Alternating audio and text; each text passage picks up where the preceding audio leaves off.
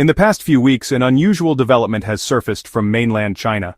Reports reveal that a Chinese manufacturer is producing mobile replicas of the US-made HIMARS rocket artillery system. The timing is striking. These lookalikes appeared shortly after Taiwan began deploying actual HIMARS launchers and ATACMS ballistic missiles. Clearly, this is no coincidence. So why is Beijing doing this? The answer lies in military preparation. Videos on Chinese social media recently showed 3 trucks almost identical to HIMARS launchers, spotted in Jiangsu province. At first glance, they looked convincing. Armored cabins, 6-tube launcher pods, even painted in Taiwan's Republic of China Army camouflage.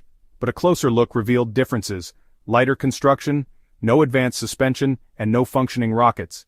In short, they're mock-ups, yet they serve a very real purpose. Defense analysts say these replicas are designed for training.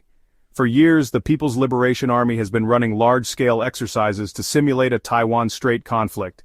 Now that Taiwan fields HIMARS and ATACMS, long-range precision strike systems, China needs realistic stand-ins to train against. These dummies allow PLA forces to practice spotting HIMARS visually and through sensors, rehearse targeting them in live-fire drills, and test counter-battery and electronic warfare tactics. But here's where it gets interesting. Some reports suggest these mock vehicles may even be remotely operated or fitted with infrared emitters. That would let them mimic the heat signatures of real HIMARS, making them perfect decoys or disposable targets in live-fire exercises, drone testing, or missile seeker trials.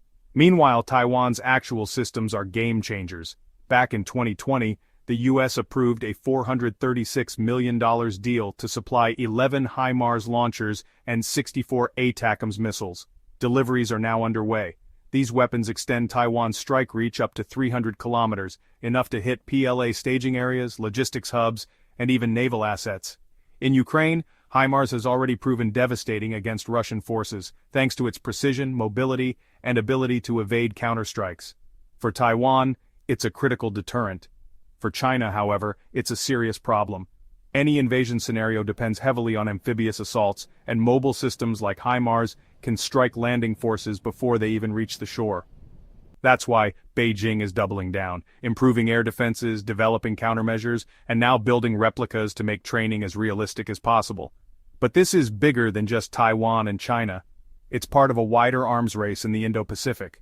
Taiwan is upgrading with US weapons, China is adapting with counter-strategies, and the US is already moving to the next generation.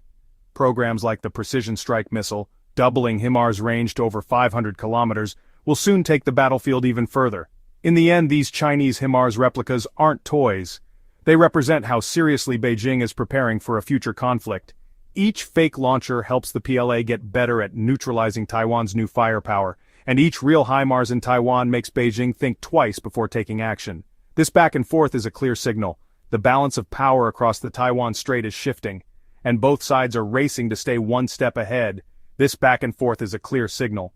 The balance of power across the Taiwan Strait is shifting, and both sides are racing to stay one step ahead.